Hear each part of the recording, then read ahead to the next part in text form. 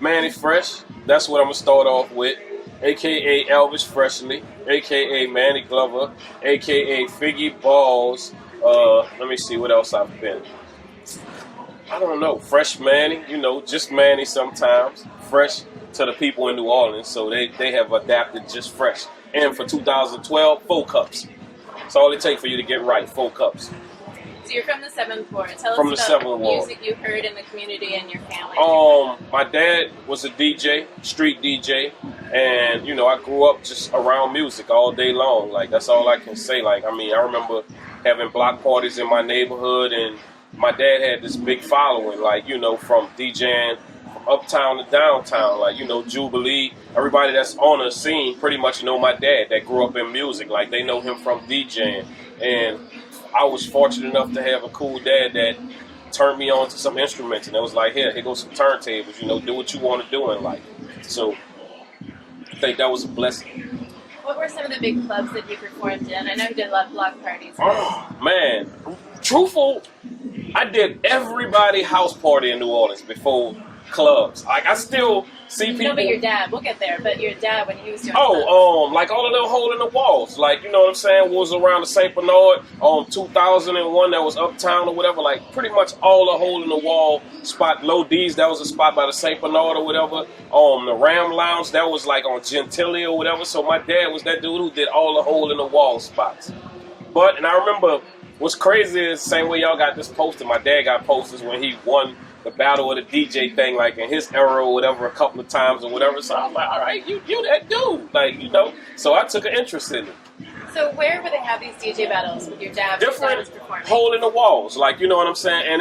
And the crazy thing was, when I got a little bit older, I would say like around 16, 17, like my dad kind of used to let me tag along with him, and the showmanship for what they did was so much different from what it is today. Like, because just the DJ, you had to do way more than that. You had to interact with the people. You had to interact with the crowd. It's like you pretty much had to put on a show.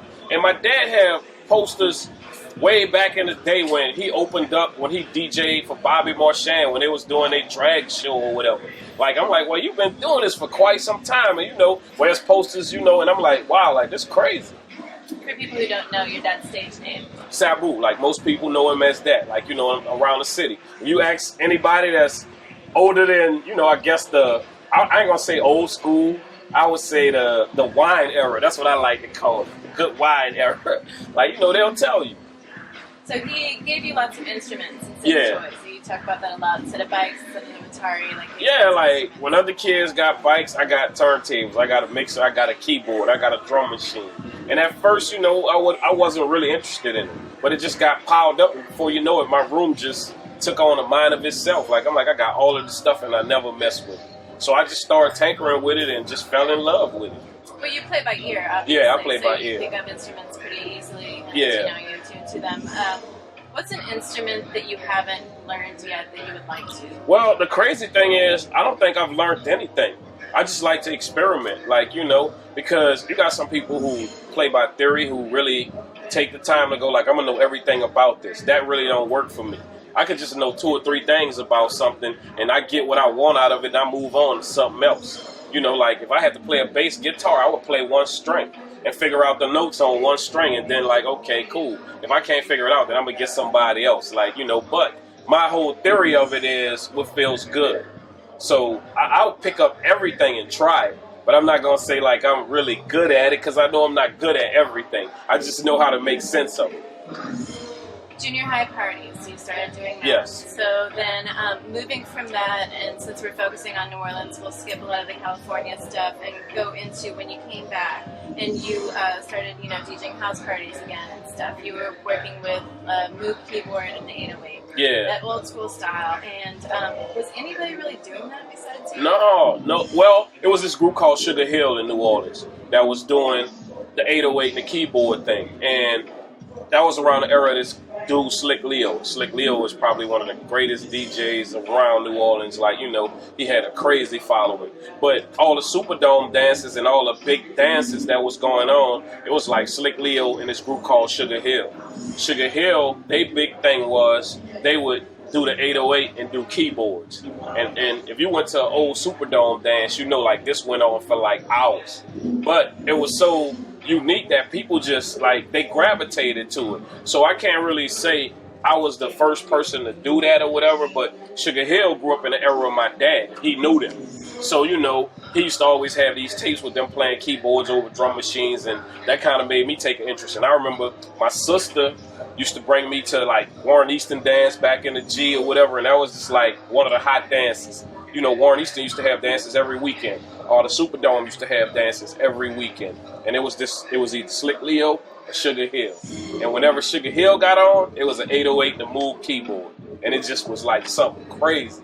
So I always loved that growing up. So when you were dealing with that setup, would you kind of have, you know, and obviously you had an idea for a set, but how much improvisation versus, you know, doing it on the fly versus stuff that you already have pre-prepared? Well, it started out as being a copycat. You know what I'm saying? I really just copied, you know, I would go to their gigs and at the time, whatever they was playing, go back in. Like I would copy their thing.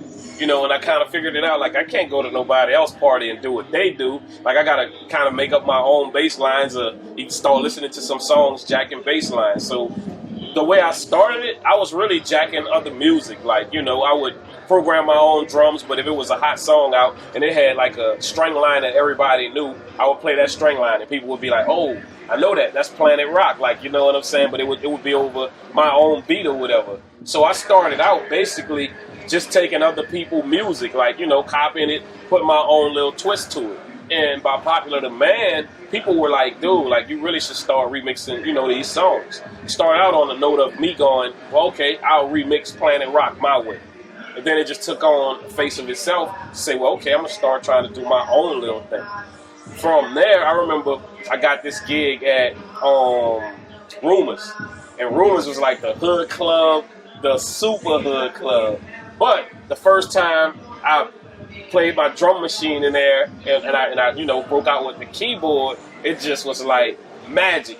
Like it became, the next week, people were banging on the glass, like on the DJ booth, like, beatbox, what's up with the beatbox? Like, you know what I'm saying? So it just took on like, okay, dude, we'll let you DJ for 15 minutes, but we need that beatbox from the keyboard. So from there, it grew from Rumors to something nuts. Colin remembers seeing you, I think, in 96. Oh, I'm sorry.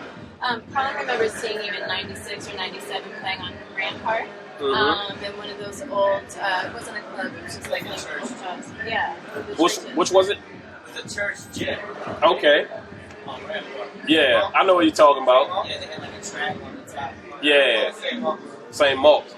Most people, you know, pay attention to your production more than your DJing, and obviously, you know, you're such an accomplished producer that's intuitive. But, you know, just thinking about Colin seeing you in like 96 and 97, what was your repertoire like? You know, what records were you spinning at that time? Like, how did you distinguish yourself as a DJ at that point?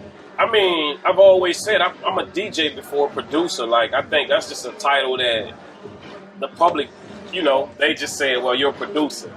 Like, you know what I'm saying? This is crazy to say, but I really don't even feel like a producer. I feel like a DJ all the time. I'm just a DJ that know how, you know, to make sense of certain things or whatever. But if you really had to ask me, like, what's your occupation, it would be I'm a DJ. Like, you know what I'm saying? I'm not really a producer, but I can do that. Blessed to do it. And around that era, I would say in the 90s, like, wow, it was probably like Nucleus, Peter Pipe, Run DMC. What else was hot? Special Ed, LL Cool J, you know what I'm saying? Public Enemy, those kind of. But I always had a different mix to those songs. Like, you know what I'm saying? Where it was just like, oh, wow. And on top of that, the 90s was a good era because if it was a hot song, you didn't have to prove it to nobody. You could just play it. You could just play it and people just was like, okay, it's hot, we dancing. Like, you know, now you got to have the radio and you got to have people to certify this song as this the jam. You know a good song when you hear it. So what was good about the 90s, you could go through songs and pick. I remember when Def Jam came along, we just bought records because it was on Def Jam, because it was a good label. We didn't have to hit a record. We just knew that Def Jam put out good records. Profile as well, like that label. If you seen Profile, you bought the record without even hearing it. You just took the chance that, you know what, this is gonna be a good record because it's from a good label. You know, so that was the crazy thing about that era. Like, they put out good records. Like, you associated records with labels. So if you knew that that label put out good songs, you know, and on top of that, you didn't have the, I guess, necessity or whatever to say, like, I can listen to this record before I buy it. You just had to take a chance and buy that record. So it was really based on labels. So backing up a little bit, Jam Patrol, New York Incorporated, Denny D. So what was, tell us about one of those famous battles that they had, DJ battle, and then also their influence on you. It's funny that you say Jam Patrol, because Jam Patrol used to have Chuck E. Cheese on lock. Like, they used to DJ at this spot. And Jam Patrol, they was like these Creole dudes, like high yellow with good hair. Like, you know what I'm saying? So chicks flocked to them. Like, it was this dude, Kyle West, this dude, Kyle Lewis, Bruce, and Phil dude. That was their MC or whatever. But they had like the preppy girls on lock. Like, you know what I'm saying? And we used to go to their gigs. I ain't gonna even lie. Like, we used to be mad. Like, you like, okay, like, they got all the girls. So, some kind of way, like, we gotta shame them. Like, you know what I'm saying? And I remember at that time, I probably was like 15, 16. And Jam Patrol made the mistake of letting me get on the turntables. I can tell you what song was out and all that. Herbie Hancock Rocket. And I had been practicing off of that song, like, I don't even know, like somebody, like a crazy religious fanatic or whatever. So we had this party at Jam Patrol and they let me get on or whatever, but I was already associated with New York Incorporated. They didn't know that. So I just was like, I just bugged this dude to let me get on, and all of that. Got on the turntables, and this at Chuck E. Cheese, way back in the G. Smashed them at their gig, like, you know what I'm saying? And that right there turned on a whole different crowd to Mannie Fresh, because New York Incorporated was kind of more of a hood group, as Jam Patrol was more of, we got like Kennedy, St. Mary's, like all the preppy girls, like girls who don't even associate with us. Like, but they had it on lock, and then just from doing that little thing, smashing them at their little gig, it was like, oh, we got to pay attention to these people. So I think that kind of turned it on to, okay, well, and I made sure, like, after that, hit the little thing, New York Incorporated, you heard me if you're looking for me. I think you used 2 stage names before Mannie Fresh.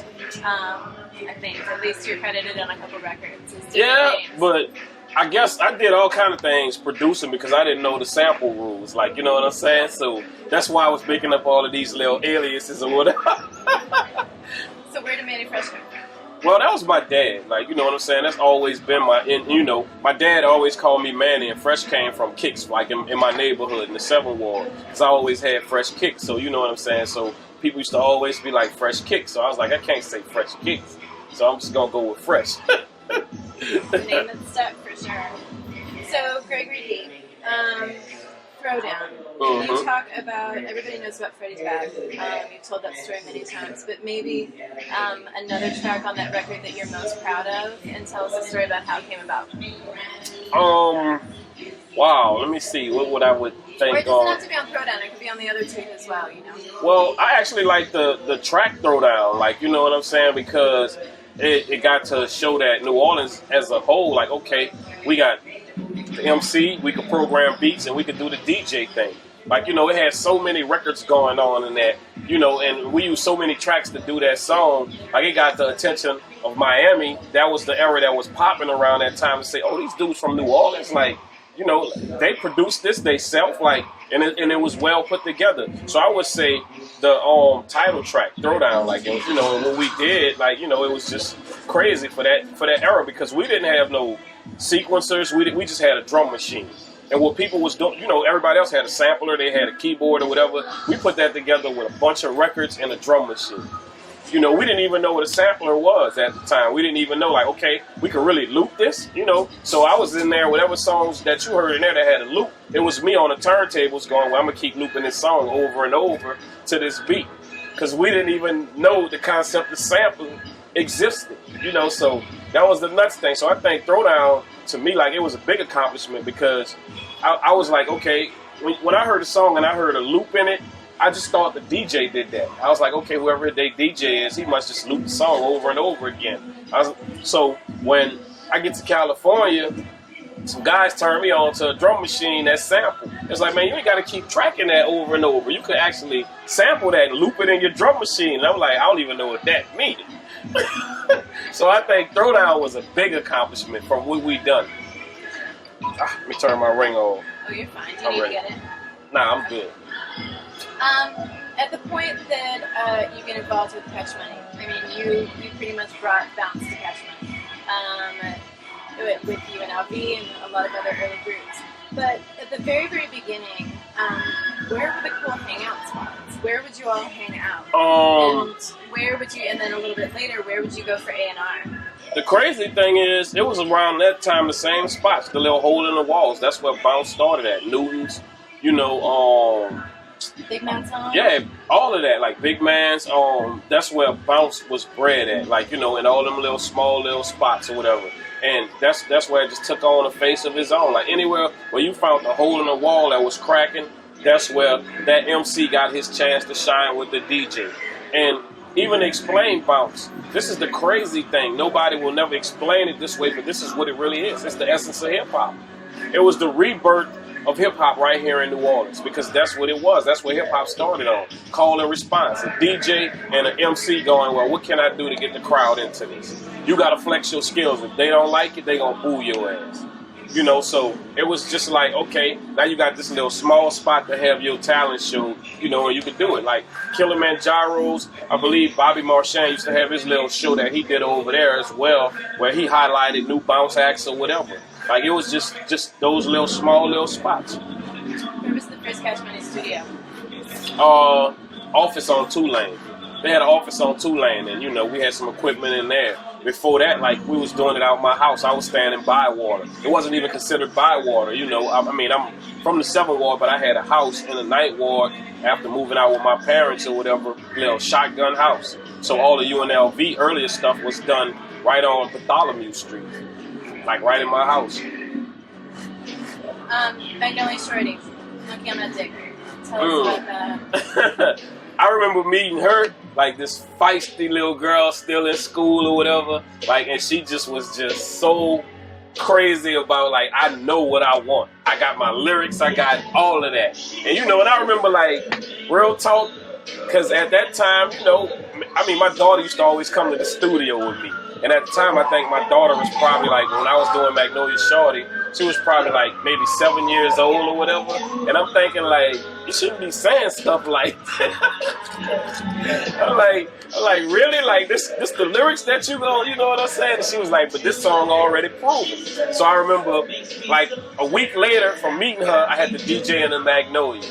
I go to the Magnolia, I DJ, and she like, let me get on the mic. She get on the mic, she do the song. They go crazy out there. So I was just like, all right, I can't fight this. I'm like, you know what? You right, the song is already proven. Like, because it's like I said, she begged me. I really didn't want her to do it because I was like, I kind of feel like you underage and you shouldn't be saying stuff like that or whatever. But I'm going to let you get the mic. She get on the mic, and when I tell you she rocked the court like in the Magnolia Project, like I was like, all right, like I can't deny this. I got to let you do this song. But the music and everything, I was like, well, how do we get it bigger than what it is? I'm like, we got to start putting some music behind Bounce. I'm like, we got to start doing not just Trigger Man. I'm like, we need to get something with a bass line, a little music, melody, and from there, it took on a face of its own. And I would kind of say Magnolia Shorty song was kind of like one of the first ones to have something on top of it. Before that, Bounce was just Brown Beat Trigger Man. Nobody was like, okay, we're going to put some keys, we're going to sample something or whatever. I think like her song was probably one of the first ones to be like, okay, here it is, like you're going to put something on this. What happened, like with UNLV, like I think it was 93, 6 and Brown, and then 96 at Time for Life. It was a big leap in production value, production aesthetics from that point in time to 96. Tell us about, with obvious differences in like the amount of money you can spend and everything else. What else changed? I think even as a group, UNLV was showing growth. Like, you know what I'm saying? Like, it started out with just, them going call and response just behind some 808 beats, just behind Trigger Man and, or whatever it was. But every time they would come back, they would be like, okay, dude, we got a song. And I'm like, well, this is a little bit deeper than bounce. Like every time they played something, I was like, this kind of getting, I get what you're doing. It's not too deep, but it deserves a little bit more production. Like, and I just took a chance with doing more production on every time we did a UNLV album. Like, you say, like, let's just show growth. And I think it worked because what separated UNLV from a lot of bounce groups that was coming out, and the longevity of UNLV was every time they put out an album, it kind of showed growth.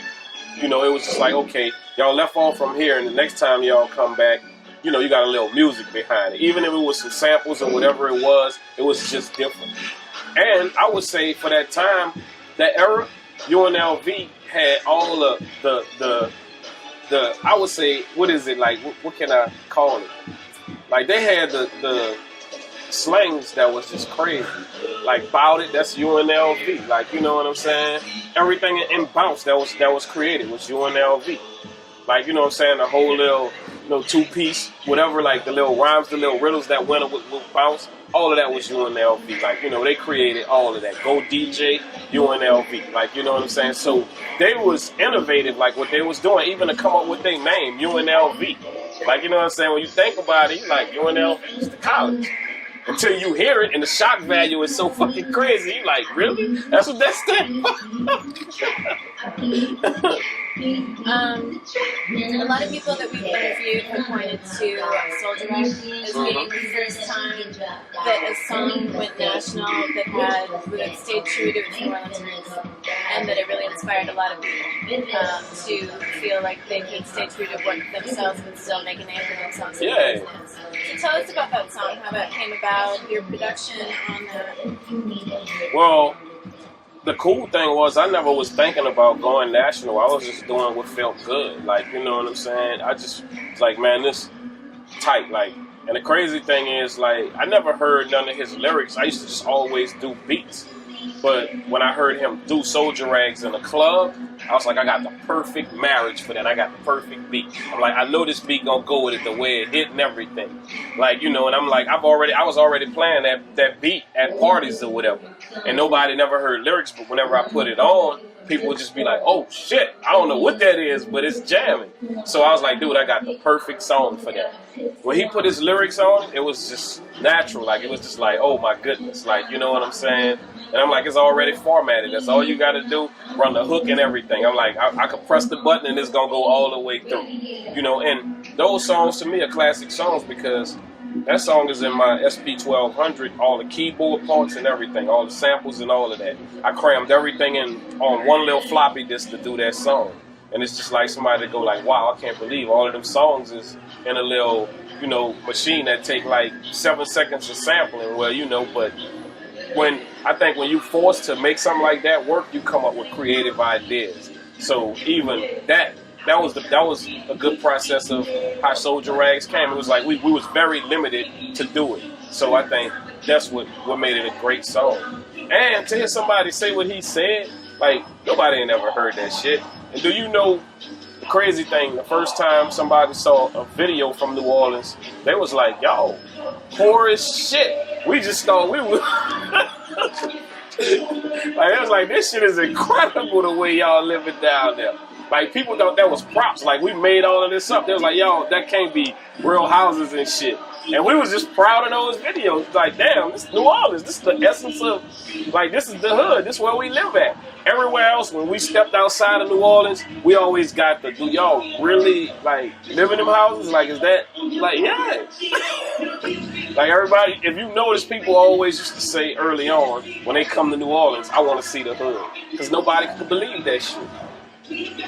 We just grew up around music and was in love with it. So we never took a chance or took a shot to look at our neighborhood to say, like, oh, shit, this is different from everywhere else in the world.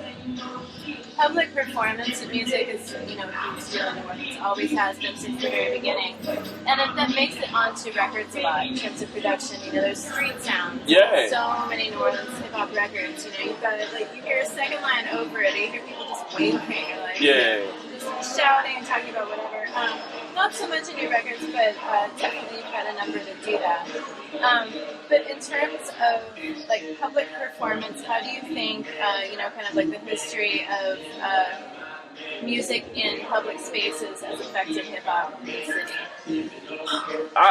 The crazy thing is, I mean, it's kind of off subject, but what's real is we don't have entertainers no more. So I think that's what it really is. That's what it boils down to. Most people just love making money. So that's what's making this whole thing suffer. Like, we used to have people that, I love this, I'm going to go out there and give it 100. When I entertain you, when I give you a show, wherever it is, if it's in a boys' bathroom, it's going to be the best show your ass ever saw.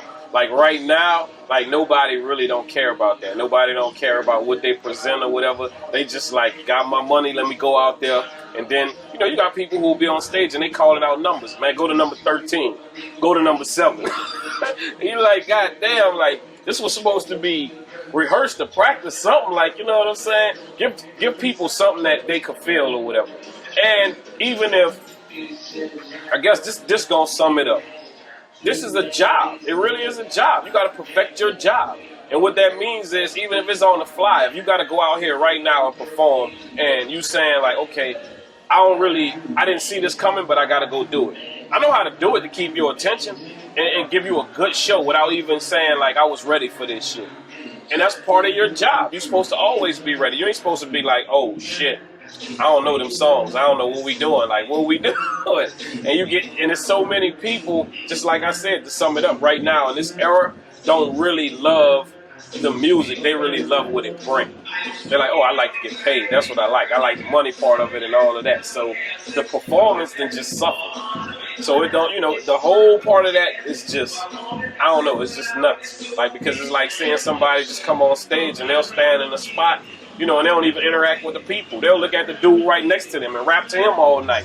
And you're like, God damn, bro, you got a bunch of fans out here that love you. They really came here to see you. Going off that subject, production value over time and production quality, production software, it's so easy anymore. It's not like it used to be.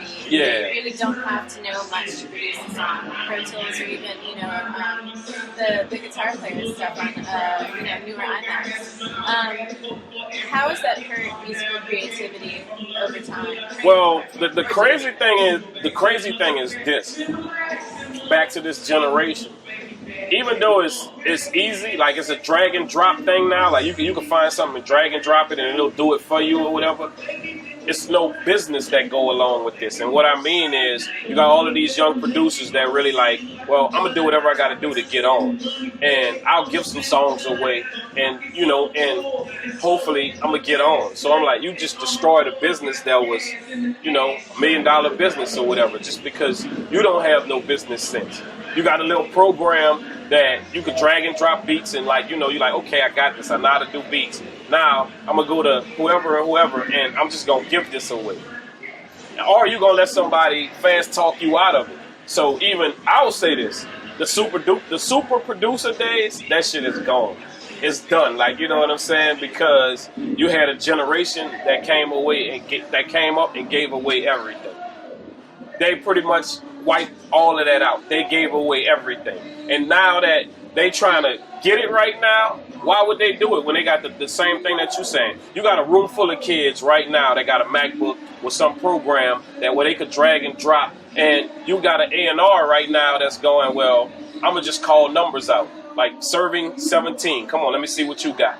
You play your beats and he tell you, hey, dude, listen, this is what I'm going to do. I'm going to let you do a song with T.I., I'm going to let you do a song with Usher, da-da-da-da, and we're going to help you get on. And you fall for the okie doke. So when you get on and you asking for money next year, they just going back in that room and go like, number 18, come on, so I could do the next thing to him, and we're going to move your ass out the way. So you got a generation that did not grow up on no hard knocks or nothing, don't have no music, don't have no business sense or none of that. They just got a program that made it easy to do it. So I wouldn't even say I'm blaming it on the programs. It's the business sense that's messing it up. How does your production setup change over time? What do you produce on now versus before? I mean, I produce with Kanye West right now, but this game is a whole lot slower than what it is. I mean, thank God for DJing. Like, you know what I'm saying? Because like, hey, I do more DJ gigs than producing, and I'm not gonna sit with somebody who I know, like, dude, you got the money to pay for this. I'm not doing you no favors. You're not doing me no favors. But if I meet a kid that's an A&R right now and he's 22 years old, he's trying to tell me that this is like, hey man, this is good for your career. Like, dude, are you crazy? And I'm like, what did you grow up on? And I'm asking him questions like, how did you get this job? How do you love music or whatever? He's like, well, my uncle, put me in this spot. Well, so you don't even really know nothing about music. But you telling me that I should give Usher a record. Usher could reach in his shoebox and give me my money. Like, listen to what you said. You know what I'm saying? So it's more so what you really stand strong on. I really believe in, from everything that I've seen and done, like, you're going to pay me for this. If not, then, hey, I'll give it away how I want to give it away. I'll keep it with Mannie Fresh or whatever. I'm not, and on top of that, I have a genuine love for music, so I don't mind when it's time to give away music, I'll give away music, but you're not going to put me in a room with an established artist and tell me that I'm doing him a favor or he doing me a favor. So I'd rather just sit out and do it at my own pace. A lot of music writers talk about how Southern hip-hop tends to be less melodically complicated, less rhythmically complicated. We all know the Southern aesthetic, like buzzed out bass lines, just that energy that's throughout everything. I mean, all that's true. But, not only is that not true, Yeah. but, a lot of the stuff that you were doing and many other people were doing, you're using all live instruments. Exactly. Let me tell you a crazy story. I was in Atlanta doing a session with somebody, younger guy that I really don't know, but record company called me. So called a guy over there to play bass guitar on. So the guy's putting the bass guitar on, and the kid was like, I don't know what that is that he doing with that thing over there, but it makes the song sound so much better. And I was like, what you mean? He was like, that thing that dude doing. And I'm like, a guitar? And he was like, yeah, that thing. And I was like, you've never seen a guitar in your life? He was like, I heard of them, but I ain't actually never seen nobody play nothing. And I was like, wow, that just go to show you, like, this era is something different. Can you think of a song that you produced with all live instrumentation? We were just talking to Six Shot, like we told you before, and he was talking about, like, everything on that record, like the Medicine Man record, like from the bassoon to the triangle, to everything. Yeah. Can you think of, like, a song that you produced that way that had, multiple live instruments and that you were... I would say mostly a lot of the songs that I've done, like, we never really sequenced songs. We would count. The drum machine did its thing, but we played all the way down. Like 400 Degreez was played, everything. You know what I'm saying? It wasn't like we looped those in a sequencer or nothing like that. We played all of that all the way down so it could have a good feel to it. Like, I'm like, hey, listen, I'm going to start the drum machine and this is what we going to do.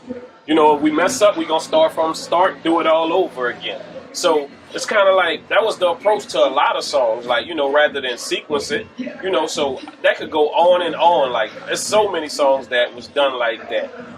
Or even, I treated the drum machine like an instrument. Like, all my breaks was done on the fly. Like, it wasn't like somebody was like, he programmed that. No, like, every song that you ever heard on Cash Money, where you hear a break or a snare roll, that was done live, like, on the fly. Like, they, and when other people saw me do it, they was just like, wow, this dude really, like, do his breaks while the song is running.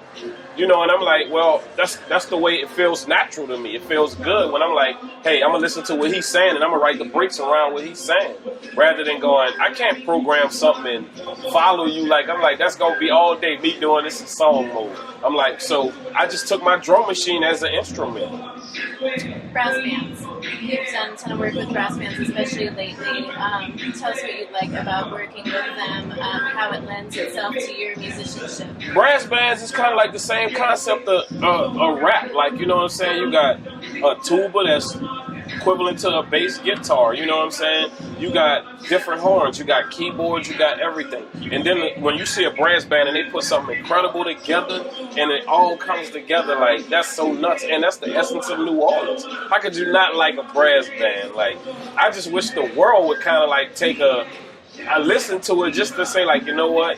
Damn, I see what's going on. Like, New Orleans really got a unique sound. And it's like, it's what you grew up on. So I love brass bands. I love, everything that they do, to see a song start from beginning to end, and to see a bunch of talented young cats just come up with a bass line, and then all of a sudden it take a face of its own. Like somebody come in with some horns, somebody come in with a drum, then somebody come in with some keys or something like, and then you like, oh wow, like this song just took on something so incredible in 5 minutes, and it's a whole complete song.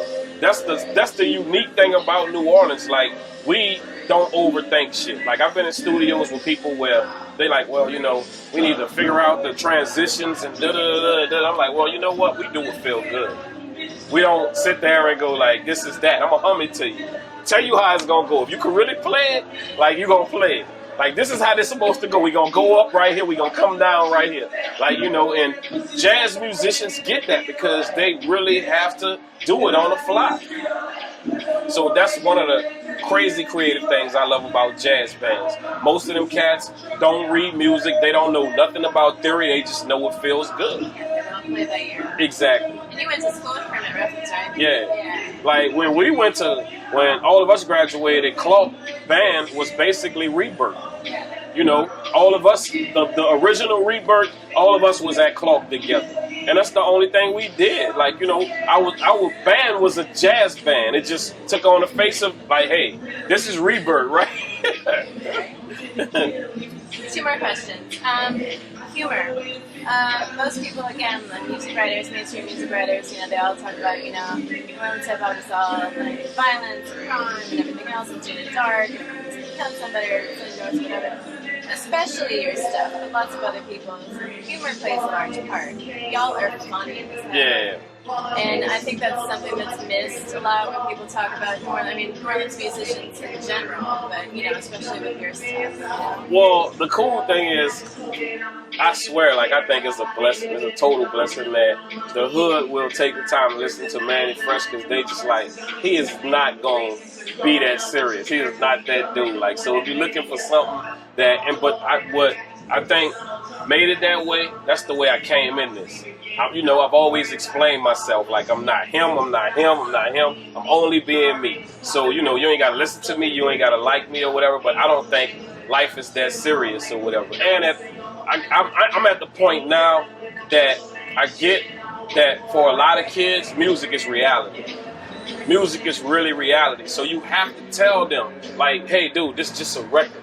It's just a record. Like, it's for your entertainment. So I don't want you to hurt nobody. I don't want nobody to get hurt. None of that. Like, you know what I'm saying? I want you to have fun, have a good time. I'm glad you enjoy my music. I'm glad you love it. But if it means you hurt somebody, I'd rather you not listen to it. You know, if you don't think I'm real, then put me in the not real category. But if that's what's going on with you, I don't want to be a part of it. Like, you know, and I think that comes from age and experience. Like, you know, you got a lot of people who don't want to let go of the image of, like, I'm hard, I'm hood, I am that. Like, okay, hey, just like you came from it, know it, and all of that. But I'm like, nobody don't really want to be there. You lying to yourself if you saying, like, that's where you really want to be all of your life or whatever. And some people, that's their reality every day. They gon' be there. So, you know what I'm saying? And I know my neighborhood and there's so many people in New Orleans, like, you know, I guess would pray for me and do all kind of stuff. Like, you know, they root for me because they like, hey, he the one dude that represents this city, and he don't mind going back saying hello or whatever. But I get it, like, you know, to go to my neighborhood where I grew up at and look at it, I'm like, well, this is a reality. Like, this is really crazy. Like, with hard work, you could do it too, but it's got to be hard work. There's no special effects, no added preservatives, no none of that, no fire. It's just hard work. But I'm so glad that my humor, like, hey, it just, you know, it just was like, that's just it. It just shines through. I have no problem with saying what I feel. I've done songs with people where they done got upset with me because I'm like, wait, let me explain myself. You know what I'm like? You done killed 20 people on this record. That ain't what I do. You buy out bars, that's you. That ain't what I do. You know what I'm saying? I think the whole spot got it. Like, my whole city got it. Like, you know, they like, well, you know what? He gonna tell you the truth. Nobody gonna tell you the truth. He gonna tell you the truth, exactly how he feel. Your favorite performance in New Orleans? I don't think I've done it yet. Real talk. I don't think I've done what I'm trying to do. I don't think it's that far off too. I just want to have like a festival in New Orleans. Like, I want to have something that's annual, you know what I'm saying, that's Mannie's own, like, you know what I'm saying, where it brings everybody together, every race and all of that. And I can say that what's truly a blessing about Mannie Fresh, it's crazy to me to know how many fans I have in this city, white, black, Asian, whatever, like, you know, that come out to see Mannie Fresh, like, you know, so I feel like my biggest performance is going to be something that I got to do on a level to say, like, hey, I bring y'all all together at this one spot, we going to do this annually. Like, you know, where it brings my city together, it brings everybody together. So, because part of what's going on in our city, we don't know how to get along because we've never interacted. We don't see each other culture. We don't know that. Like, we've been brought up in this city to believe, like, you go to the black club or you go to the white club. Like, that is so insane. That's nuts. That's crazy. Like, we could get along as one. Like, if I say, for instance, I'm doing Mason, I got some black friends that's like, I ain't going there, dude. It's going to be nothing but white people. And I'm like, dude, that's so insane. Like, that's some dumb shit that somebody repeated to you and you don't think it's gonna be cool. Or vice versa. I tell my white friends, like, I'm doing such and such, and they like, dude, we ain't going there. And I'm like, dude, you're gonna be straight. If it's one thing I know, music brings people together, and you'll forget about everything else that was going on for that brief moment or whatever. So my biggest performance is gonna be, I wanna just bring this city together as one, and like, I guess, if anything I say, my legacy will be like, I taught my city how to get along. That's what I think it is. Pretty good legacy. That's all I got. We're good. Thank you. Thank you, babe.